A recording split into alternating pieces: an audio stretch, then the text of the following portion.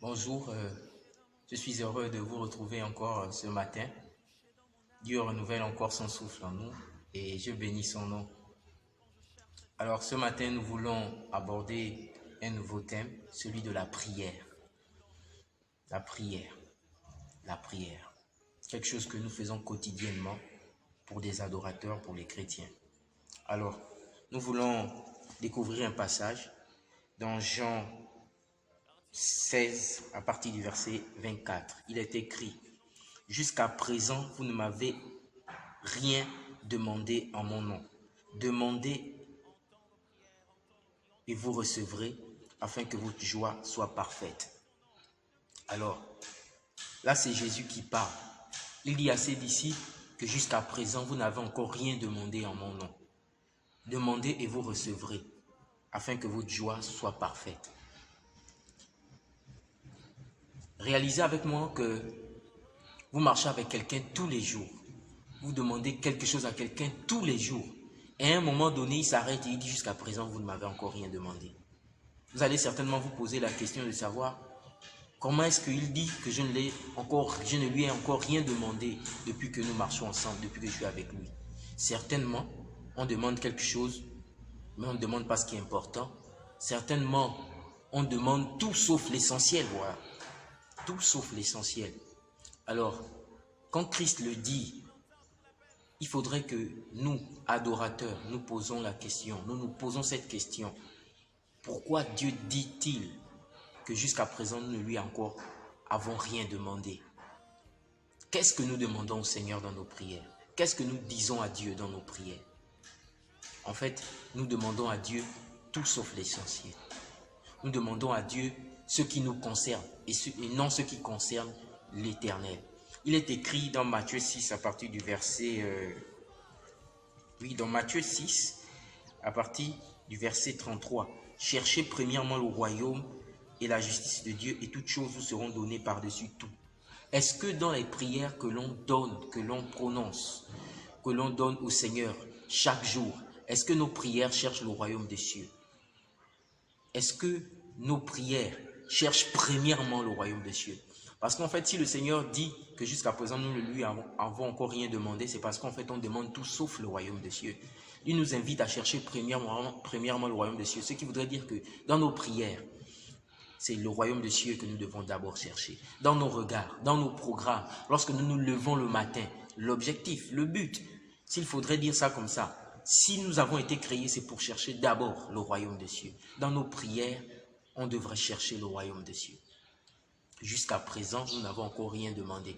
Oui, parce qu'en fait, nous demandons les voitures, nous demandons la nourriture, nous demandons les maisons, nous demandons à nous marier, nous demandons à avoir des enfants, nous demandons à voyager, nous demandons à découvrir le monde. Mais tout cela qu'on est en train de demander là, est-ce important? Est-ce que cela nous amène à rechercher le royaume des cieux? Non. Retenez ceci. Ne demandez pas à Dieu ce que le diable peut vous donner.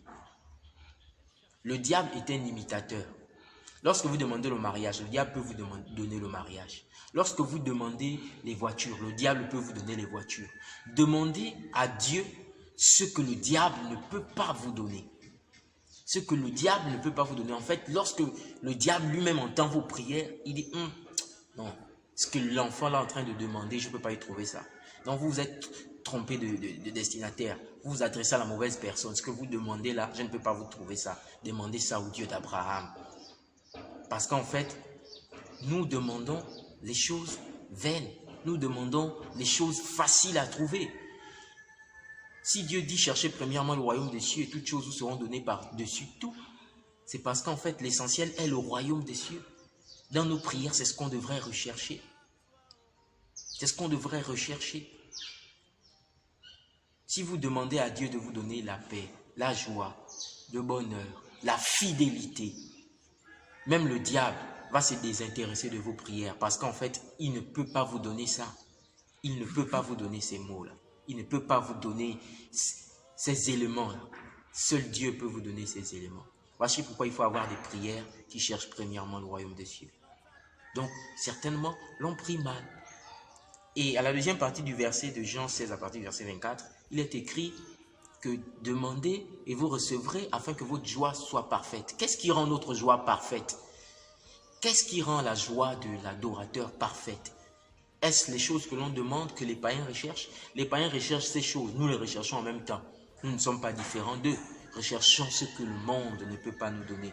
Recherchons ce que l'homme ne peut pas nous donner.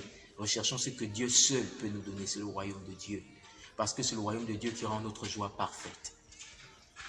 Il y a un point que je voulais également aborder pour nous lancer vers le prochain point. C'est également dans la prière. Nous avons tendance à prier en chassant les esprits de mort. On chasse l'esprit de mort, chasser l'esprit de mort. Mais c'est quoi chasser l'esprit de mort? Un adorateur qui se lève et puis qui fléchit les genoux pour dire qu'il chasse l'esprit de mort.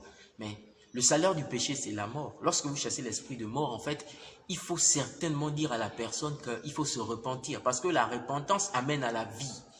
C'est cela, chasser l'esprit de mort. Et en même temps, nous sommes tous appelés à quitter cette terre-là. Donc, chasser l'esprit de mort, cela voudrait dire quoi? Nous prions très mal. Nous prions très mal.